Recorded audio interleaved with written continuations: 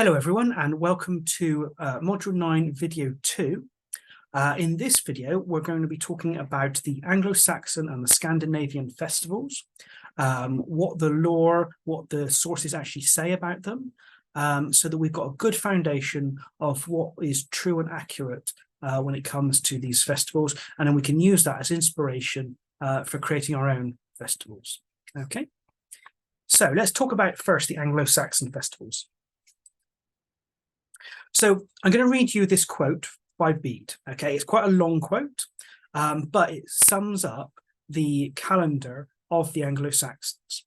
So it says, "In olden times, the English people, for it did not seem fitting to me that I should speak of other nations' observance of the year, and yet be silent about my own nations, calculated their months according to the course of the moon. Hence, after the manner of the Greeks and the Romans, the months take their names from the moon. For the moon is called Mona, and the month Monath. The first month, which the Latins call January, is Juili." Okay, G is normally a Y in some Anglo-Saxon and Old English stuff. So Juili or Yuli. February is called Solmonath. March, Hrethmonath.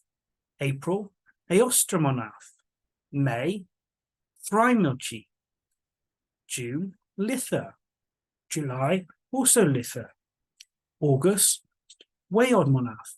September, Haligmonath. October, Winterfilith. November, Lodmonath. And December, Juili, or Yuli, the same name by which January is called. They began their year on the 8th calends of January, December 25th, when we celebrate the birth of the Lord. That very night, which we hold so sacred, they used to call by the heathen word Modronet, that is, Mother's Night, because, we suspect, of the ceremonies they enacted all that night." So before we carry on to the next part of the quote, let's just have a look at a couple of things here.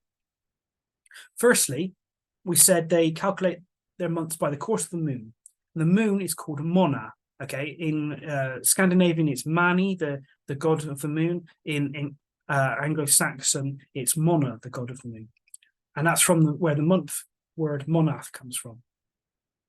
You've got 2 months here called Yuli, which is January and December. You've got other months there. You've got Litha in July and Litha in June is Litha and July is Litha as well. So again, you've got that double month thing. And it says they began their year on the 8th calends of January. So this is December 25th or the evening of the 24th. Okay. So it suggests that this was the night of the Mother's Night, of Modronet, okay? And they did some sort of ceremonies during this night, okay? Probably because it's the new year, because they say they began their year, it's a night for sort of New Year's type festival things like praying for prosperity, purification, luck, all those sorts of things, okay? But they don't actually give us any examples of what Modern Night or Mother's Night, Modern Night is actually supposed to have. So we're going to have to sort of use our own imagination there to create something that's relevant to us. And it is the same, interestingly, the same as Christmas. Probably it goes back to a celebration of the solstice. So most likely, actually, the date is based around the solstice rather than it being arbitrarily the December 25th, because the Anglo-Saxons wouldn't have had the 25th. They wouldn't have known anything about a December or 25th. They would have had months based around the moons and around things like the solstices. So this suggests that nowadays when we do Mother's Night as heathens on the solstice evening, that's probably is historical practice. Okay. Let's carry on. Whenever it was a common year, they gave 3 lunar months to each season. Okay. When an embolismic year occurred, that is one of 13 lunar months, they assigned the extra month to summer, so that 3 months together bore the name of Litha. Hence, they called the embolismic year Trilethe. It had 4 summer months, with the usual 3 for the other seasons. But originally, they divided the year as a whole into 2 seasons, summer and winter, assigning the 6 months in which the days are longer than the nights to summer, and the other 6 to winter. Hence, they called the month in which the winter season began Winterfylleth, a name made up from winter and full moon, because winter began on the full moon of that month. Now, it is irrelevant whether we take the trouble to translate the names of the other months.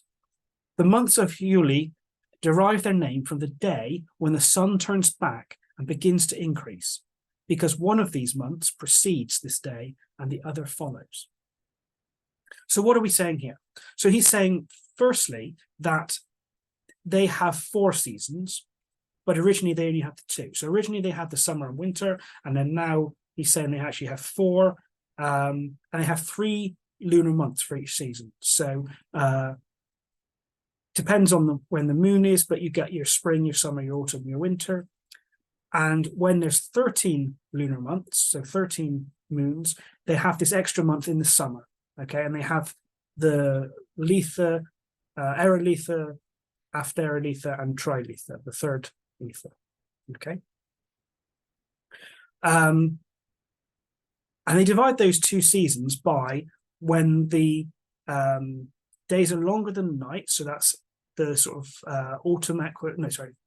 the vernal equinox, the spring equinox, to the autumn equinox, and then from the autumn equinox, then over to the vernal equinox again, and split it like that. But it's not exactly like that, because he then talks about winter seasoning beginning on Winterfylleth, okay, the winter full moon. And Winterfylleth is around the October, so October full moon. So it's not exactly at the equinoxes. It's the full moon, potentially the full moon after, or the full moon of October, and then so therefore the full moon of around April time, okay, is when they seem to be starting their seasons. And then he talks about Yule, and that Yule, which probably Yule means sort of wheel or turn or something like that. And he's saying they name that those 2 months, okay? He doesn't say there's a celebration of Yule on this day, okay? It says that the names of the months are based on the fact that the sun turns, so basically on the solstice. So it's based of the sun goes down and then begins to increase again, okay, after the solstice. Because one of these months precedes this day and the other follows. So now it's not going to be always, because we know that the months are going by the new moon to the full moon to the new moon again, because we know that it's a lunar cycle. Obviously, the solstice, it doesn't have that lunar month always going up to the solstice, and then a new lunar month starts on the solstice to the next month. That doesn't happen every year. In fact, it's quite a rare occasion. So what we need to think about here is that one of the months needs to roughly precede the day of the solstice, and one of them needs to roughly be after that time, okay? So there's ways of working out roughly how to do this. You can say that the moon on the solstice is the first Yule moon, or the moon on the solstice is the second Yule moon, and then work out the months that way, okay? So that's what he's saying, but he is saying that basically the Yule period is named because of the solstice.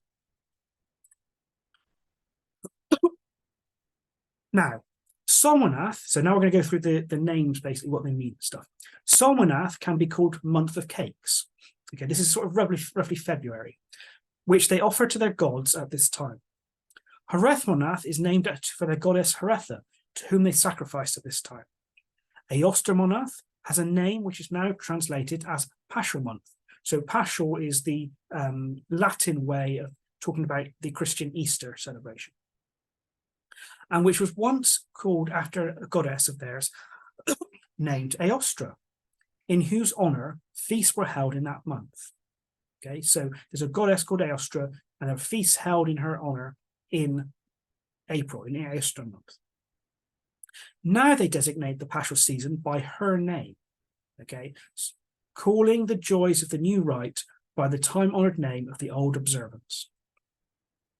Trimilchi was so called because in that month the cattle were milked 3 times per day. Such, at one time, was the fertility of Britain or Germany, from whence the English nation came to Britain. Litha means gentle or navigable, because in both these months the calm breezes are gentle, and they were wont to sail upon the smooth sea. Weodmanath means month of tares, or month of weeds, for they are very plentiful then. Halegmanath means month of sacred rites.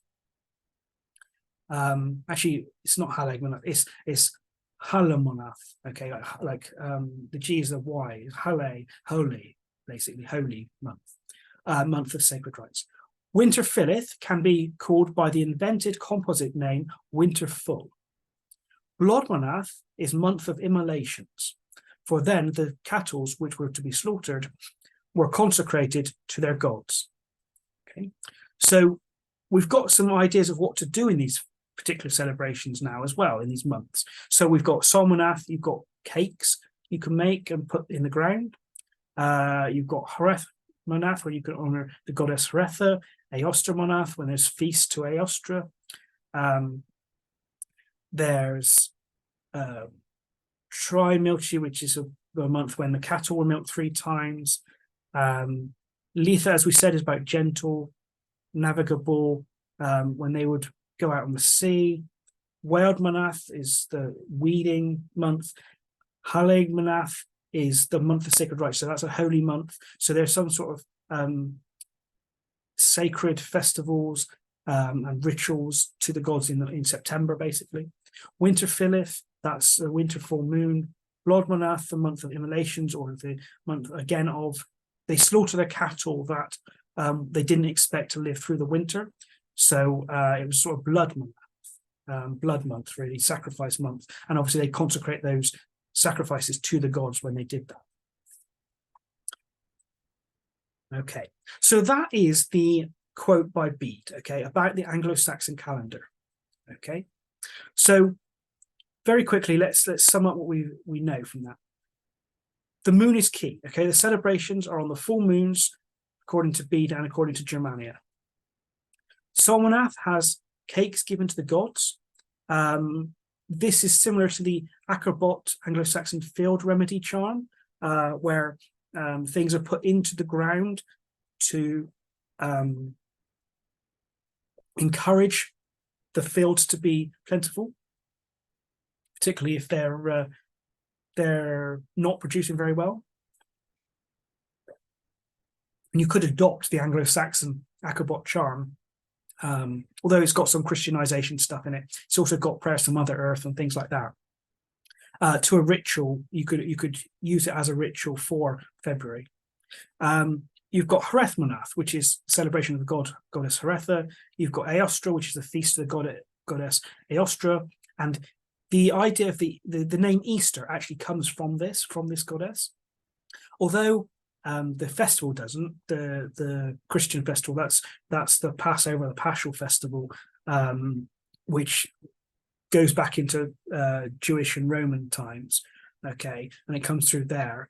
Interestingly, in England and Germany are the only 2 countries where instead of using the word Pascha, we use the word Aostra or Oster to celebrate this festival. So it shows that Aostra must have been quite an important big goddess for them. And probably this relates to the Norse Sigurblot, which is the start of summer. And so Aostra Blot is probably the start of summer as well, because it's at this mid-April, basically. Then you've got Tacitus, who mentions a festival to Nerthus, the Terra Mater, or the Earth Mother, basically. There's no date given in the Roman calendar for this. There's no date given in Germania for this. But in the Roman calendar, Terra Mater is honoured on April the 15th for Decidia, the festival for Lucia. So what you could do is honor the Earth Mother around April as well as Aostra. Okay. There's nothing really in summer then in Bede's calendar. But if we look at later Anglo-Saxon sources, they talk about the festival of Lammas, which means loaf mass. Okay, it's a celebration of the first fruits of the grains, of the bread. Was there a historic precedent in the Anglo-Saxon times before Christianization? We don't know. It seems to be a later thing, but there's no reason why we can't use that. And I always personally celebrate Lammas. I call it Hlafmest, which is more of an old English way of saying loaf feast or something. So that will be around the beginning of Weod Monath, the beginning of August sort of time. Then you've got Halig Monath or Herfest Monath. It was actually called Herfest Monath as well in some Anglo-Saxon sources. This was called a month of sacred rites. So this is a time when you do lots of sacred rites and rituals to the gods. Maybe it's Thanksgiving ones because it's definitely more about sort of harvest and Thanksgiving for what they had received during the year. Winter Philith, as we talked about the winter full moon, that's the start of winter. Tacitus in Germany, he says this is also a time for sacrificial feast to a goddess called Tamfana. Now, we don't have her record in Anglo-Saxon areas. It comes more from the continent, but you could honor Tamfana during this time. Blot Monath is when the animals are slaughtered and offered to the gods, as I said. And in Yule, we've got Yule and Mother's Night on the solstice or the 24th of December. And that's the Anglo-Saxon calendar, basically. So you can take these ideas and introduce them into your calendar if you want to. Now, let's have a look at the Scandinavian festivals and what evidence we have here, because things are very different in Scandinavia. So let's look at what was celebrated historically, okay? In Ynglinga Saga, chapter 8, it has this really important text. It says, Odin established the same law in his land that had been enforced in Asaland, so Asgard, basically. On winter day, there should be a blood sacrifice for a good year, and in the middle of winter for a good crop, and the third sacrifice should be on summer day for victory in battle. So winter day is basically the start of winter nights, celebration of Vetternata. So a sacrifice then. Middle of winter for a good crop, that's referred to Yule. So Yule is held at midwinter. Not necessarily the solstice, by the way. Midwinter is the middle of winter. And then the third sacrifice should be on summer day, i.e. the beginning of summer. So this is for victory in battle. So there isn't really celebrations during the summer period. It's the end of summer, beginning of winter, then midwinter, and then the end of winter, beginning of summer. Okay, there's 3 festivals there. Now, bear in mind that Ynglinga Saga is written by Snorri, and this is 200 or 300 years after Christianization. But it's the closest we've got to what's probably accurate. And we will look at how this corresponds with archaeology and stuff as well in a minute. Then we've got another thing in Heimskringla in the Saga of Olaf Haraldsson, which says, it is their custom to offer sacrifice in autumn for a good winter, a second at midwinter, and a third in summer. Again, in Saga of Olaf Haraldsson, it says, as long as heathenism prevailed, Sigurd usually had 3 sacrifices every year, one on Winter Night's Eve, one on Midwinter's Eve, and a third in summer. Although he had adopted Christianity, he continued the same custom with his feasts. He had, namely, a great friendly entertainment at harvest time, a Yule feast in winter, to which he invited many. The third feast he had about Easter, to which he also invited many guests. Okay, so we can see from these quotes, there's basically 3 main festivals. There's Winter Nights, which is the beginning of winter, it's the sort of autumn time roughly. There's Yule at midwinter, and there's Sigurblot on summer day, okay, on the beginning of summer, around Easter, so April time. But there's also mention of different localized ones, which we'll also talk about. So what does the archaeology show us? Well, there's a really interesting academic paper called The Old Norse Blot in the Light of the Osteological Remains from Frosso Church in Jämtland, Sweden. Okay. And they analysed bone remains near a birch tree on Frosso, which is like the island of Freyr, looking at the period from 980 to 1025 CE. Okay, see what was going on at this time. And they found that there were sacrifices in spring and autumn, and also around June, July time, so sort of midsummer time, but nothing actually at midwinter. Okay, so this is interesting that obviously it lines up with the spring, the celebration, it lines up with the autumn celebration, but it doesn't line up with the Yule celebration. Okay, but we do have to remember this is actually only one site. Okay, so if they looked at other sites, they might find it's different.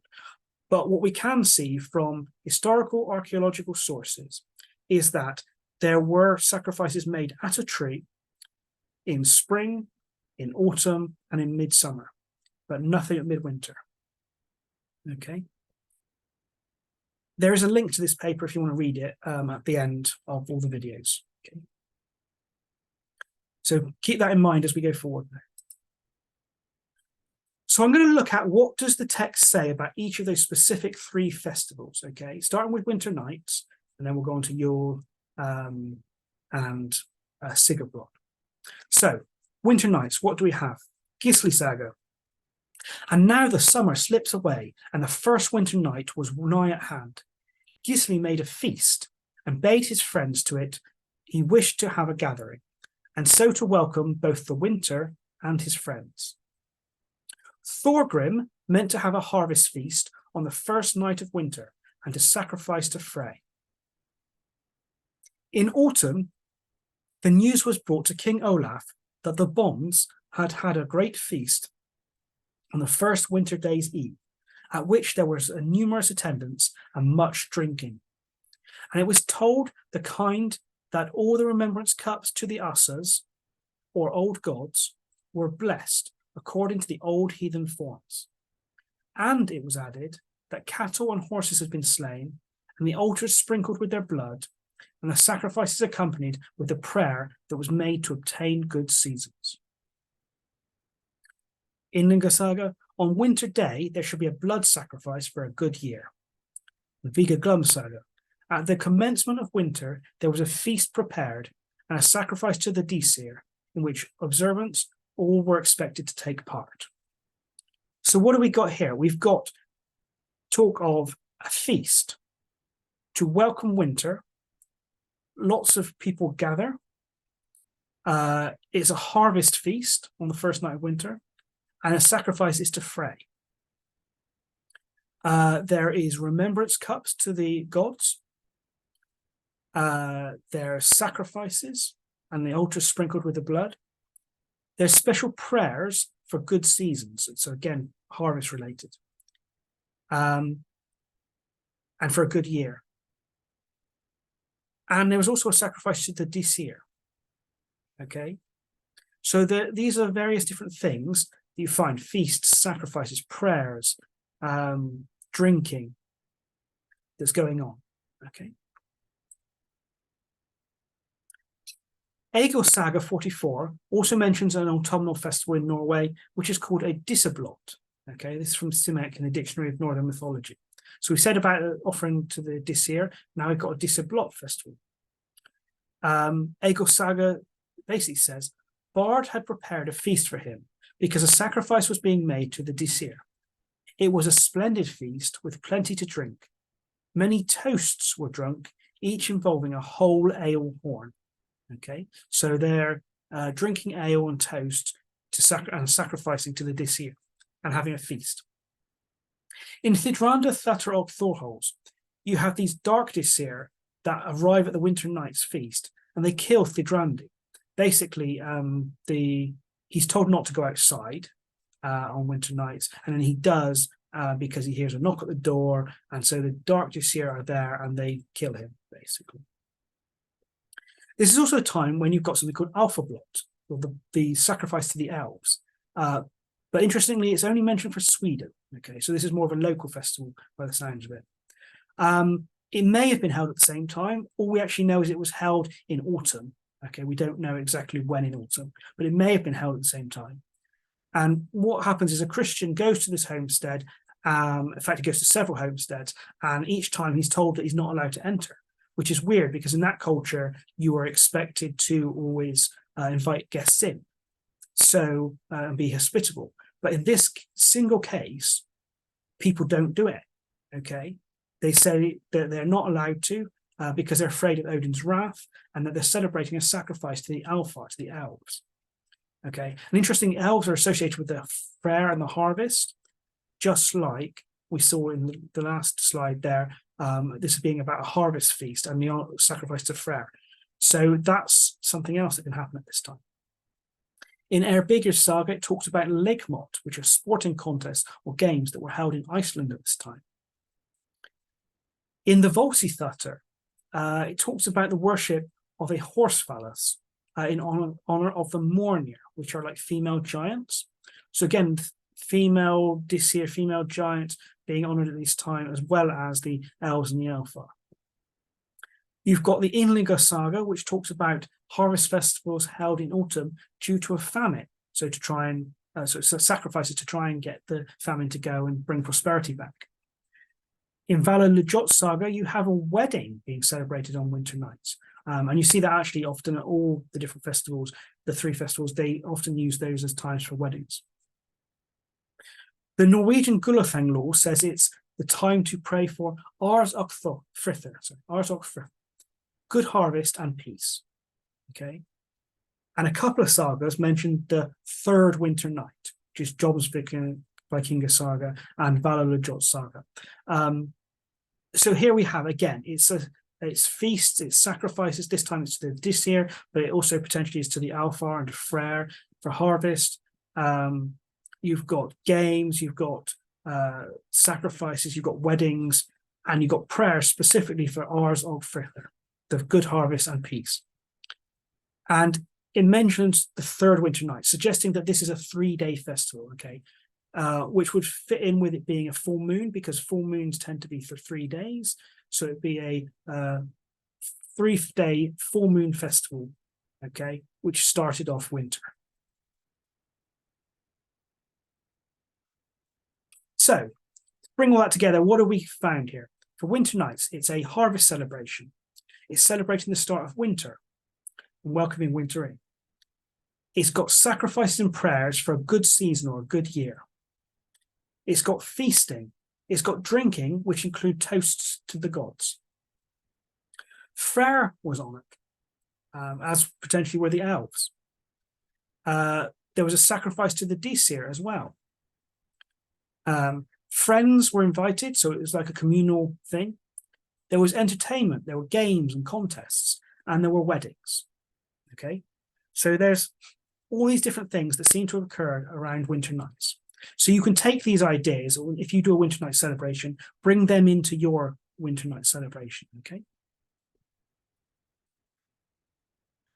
Okay, let's next look at midwinter, at Yule. Okay, so the sources say this. In the saga of Magnus the Blind, King Harold came to Bergen on Yule Eve, Yule after, and landed with his fleet at Floravagar, but would not fight on account of the sacred time. They did not suspect these works except during the 3 sacred days of Christmas or Yule. Okay, so you've got 3 sacred days, you've got a Yule Eve, okay, and there's no fighting. King Hakon, again in Heimskringla, was a good Christian when he came to Norway, but as the whole country was heathen and much heathenish sacrifice, and as many great people, as well as the favour of the common people, were to be conciliated, he resolved to practice his Christianity in private. He made a law that the festival of Yule should begin at the same time as Christian people held it, and that every man, under penalty, should brew a meal of malt into ale, and therewith keep the Yule holy as long as it lasted. Before him, the beginning of Yule, or the slaughter night, Hokanat, was the night of midwinter, and Yule was kept for 3 days thereafter. And then there were also held the midwinter sacrifices, at which many kings attended.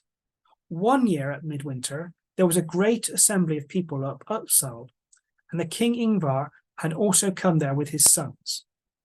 So what are we learning here? So firstly, there's Yule Eve, and there's 3 days of Yule. Okay. There's no fighting. Lots of people are gathering, even kings, and there's sacrifices. But this is an important one about what happened with Yule. So it says in the saga of King Hakon, before him, the beginning of Yule, or the slaughter night, Håkanact, was the night of midwinter. Okay, so this would have been on the Yule moon, the full moon. Okay, midwinter, so it would have been 3 months into the winter season. So usually around sort of January time.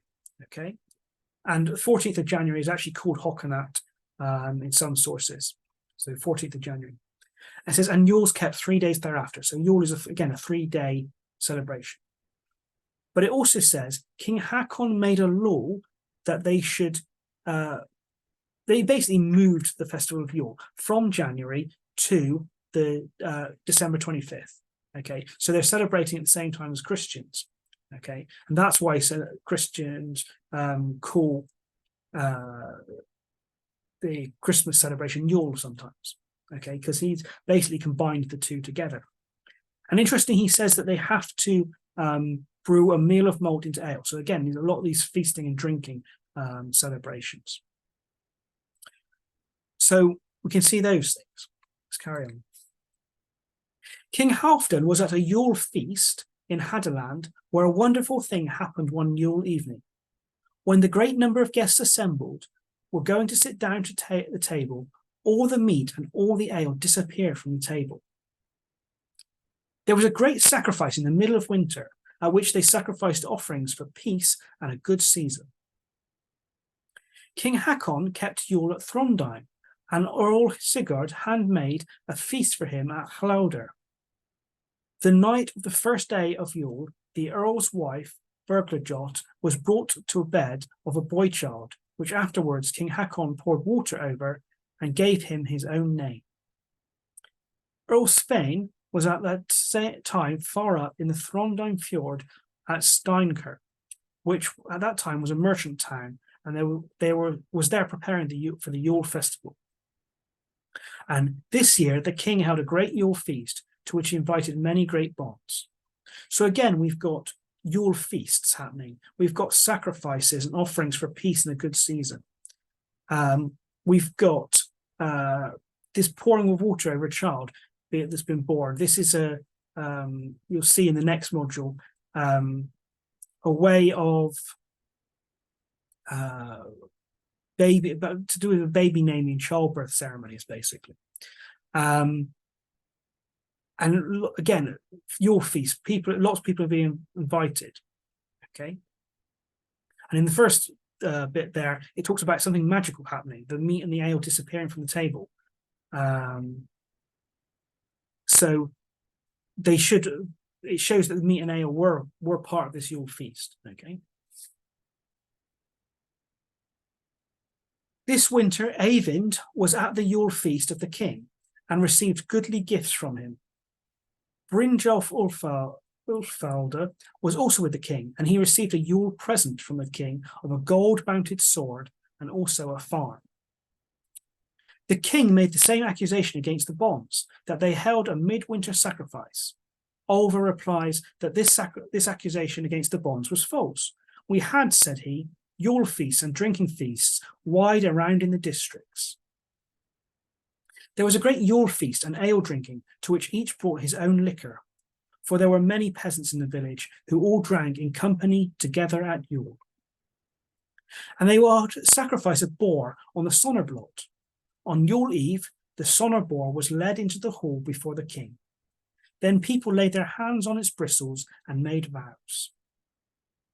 That evening of Yule Eve, the great vows were taken. The sacred boar was brought in, and men laid their hands thereon, and took their vows at the king's feast. So what do we have here? We've got a Yule feast again. We've got this time presents and gift giving. We've got claims that they were doing sacrifices. We've got ale drinking, which people are bringing their own ale to. And then the whole village is in community celebration. They're all drinking together at Yule.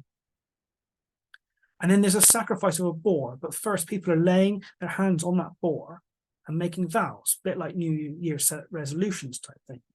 Okay, so these are more ideas for how Yule was celebrated and how we can celebrate Yule. Then we've got some more sources, and we've got Flateyjarbók, which says that the Yule feast is held in honor of Odin. Okay, but Hrafnsmal mentions the Yule drink and Freyr games. So maybe there's an honoring of Freyr going on here. We have the earliest documentation of a midwinter feast in Scandinavia from the 6th century. There's a guy called Procopius, and he says that for the Scandinavians, the sun never rose for a 40-day period in winter. People kept track, and on day 35, lookouts of mountaintops would check for it and then return to tell the people it was imminent, and so a celebration could be held. So this is going back before any of the sources we've got. This is going back right to the 500s, the 6th century. Okay.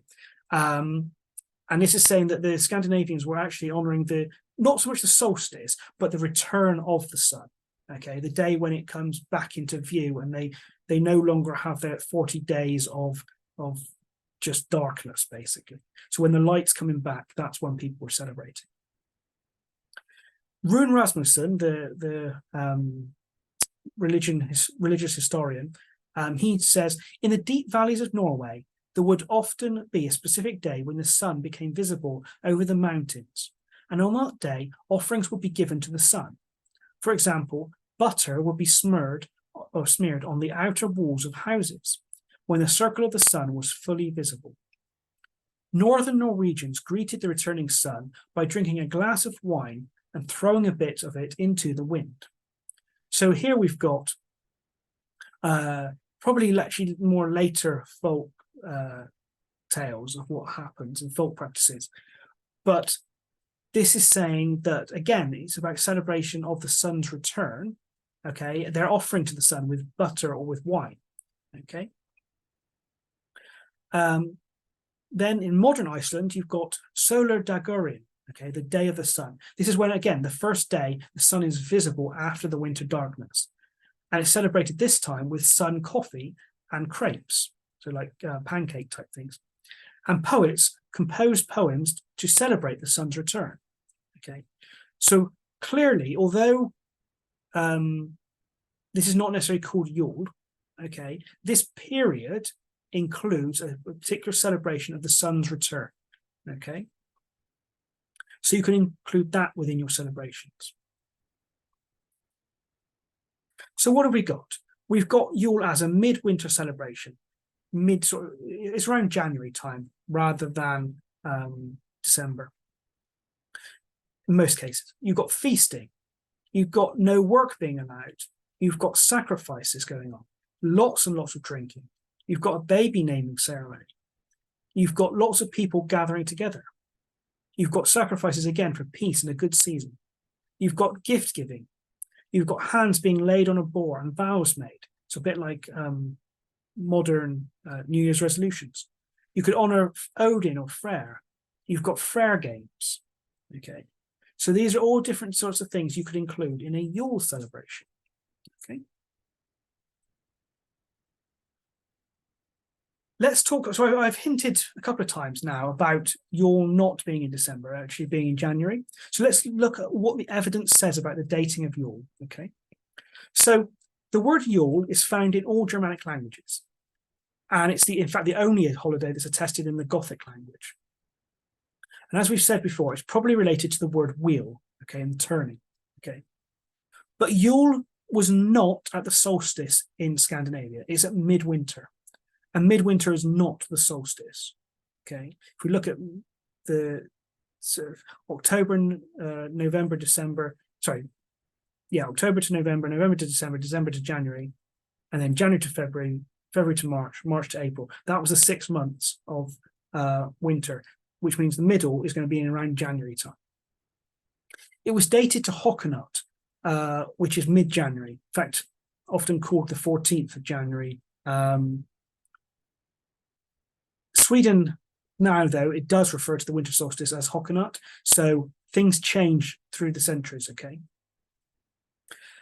We saw that Hakon the Great, he moved it. Said King Hakon made a law that the festival of Yule should begin at the same time as Christian people held it. Before him, the beginning of Yule, or the slaughter night, was the night of midwinter, and Yule was kept for 3 days thereafter. On the primstaffs, actually Yule is put at January the 12th. Okay, but again, this is into the Christian period, so it's a specific date, rather than basing it on the moon. Andreas Norberg, the historian, he said that the Yule was the first full moon after the first new moon after the solstice. Okay, and that was called the Yule moon. We've got another example of the Chronicon of Threitmar, chapter 17, which said, "As I've heard odd stories concerning their ancient midwinter blots, I will not allow this custom to be ignored. The middle of that kingdom is called Lederum, which is Ledra, in the region of Sgelrund. All the people gathered every 9 years in January, that is, after we have celebrated the birth of the Lord, and there they offered to their gods blots." Okay, so he's saying that Yule is taking place in January. Yule is not a day, okay? Yule is a season. For example, if we look at Bede, he talked about Yule being a 2-month period rather than the name of the festival itself, okay? He talks about he doesn't talk about Era Yule and After Yule. That comes a bit later in Anglo-Saxon sources. But he talks about a 2-month period, December and January, roughly, of Yule. Depends on how the moons fall. Later sources names this Era Yule, early Yule, After Yule, or second Yule. Okay. But he does record a celebration around the solstice called Mother's Night, which is a night to honor the Disir and the Modru. He does not call this Yule, okay? Mother's Night is not Yule, it's Mother's Night, okay? Yule is a period of 2 months. And we also see that months named after Yule in Scandinavia as well, okay? So it's a season. There's probably celebrations across this season, different ones in different places, okay? So in Scandinavia, they have a month called Yule, and the lore suggests that Yule here is a 3-day festival, not a 1-day festival. Okay. Now, there is a thing that goes around Heathenry which says that Yule is 12 nights, and we celebrate the 12 nights of Yule. But there is no historical evidence for this. Okay. The first evidence we have for the 12-day period, the 12 days of Christmas, is with Christianity, and it's with the Council of Tours in 567 CE. Okay, so there's no evidence for a 12-day Christmas period or Yule period in heathen sources. Okay, nothing we've got says that. It says it's 3 days. Okay, the whole 12-day thing is a Christian thing that comes through, and then in modern times, heathens have tried to adopt this 12-day period into their practice, but they're basically adopting a Christian practice in. Okay, it's not a heathen practice. That doesn't mean you can't use it and adopt it, but just don't claim that it's a heathen thing. It's not. All right. If you want the historic practice, it's 3 days of Yule. Okay. Or 2 months of Yule, in fact. Okay. So now let's come to Sigurblot. Okay, the third of those celebrations. As we said, Odin established the same law in his land as had been enforced in Asaland. The third sacrifice should be on summer day for victory in battle. Okay, that's because the summer is when they're going to go raiding and they're going to have battles because the weather's better.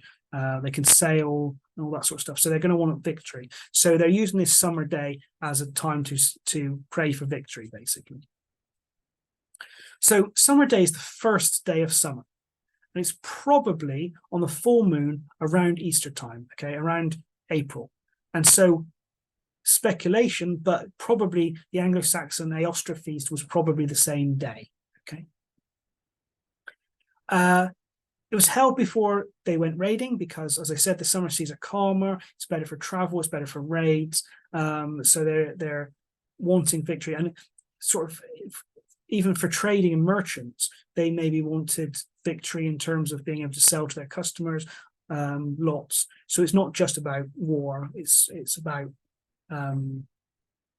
they want victory in their lives, basically, whatever they're doing. We've got the spring after, King Granmar went to Uppsala to make an offering, as usual, for a steady peace. In Egil Saga, it so befell in the spring that a great sacrifice was fixed to be held in the summer at Gula. And Olaf Saga Helga, the king goes to visit people after the Easter feast who are preparing for Sigablot. The Indiculus Superstitionum et Paganarium, which is for the continental Saxons, it condemns those who celebrate a victory moon. Okay, now this is not definitely Sigablot, but it might be a reference to Sigablot. And this day was also later used to fix the timing of the Althing. Okay, so we can see there is this Sigablot celebration for victory around about April time. There's maybe offerings given, and there's prayers for victory. And it's an important day because it begins the celebration, or the period when people can go out trading and traveling on the sea and raiding and all that sort of stuff. Okay. Now we've got the Norwegian primstaffs, again from Christian times, that record summer day, summer mal, as the 14th of April. So again, mid-April time. Okay. If we go back to the Christian times when they wouldn't have had the idea of April, it would have been the middle of the month, the full moon of, well, for the Anglo-Saxons, Aostra month. Okay. In Iceland, though, we have the last 5 days of the winter half of the year being called summer mal. Okay, so or summer natra, summer nights. Okay, and that again, it happens in April, but this time it's a 5-day period. Okay, not a 3-day period. And this again is from a Christian period, so just after the heathens converted. There's a record of a Norwegian ritual to mark the opening of summer, which includes certain things. Bring food and beer to a field. Make a hole with a stick. Place a green juniper bush, each kind of grain that you want to be sown, and some honey into the hole.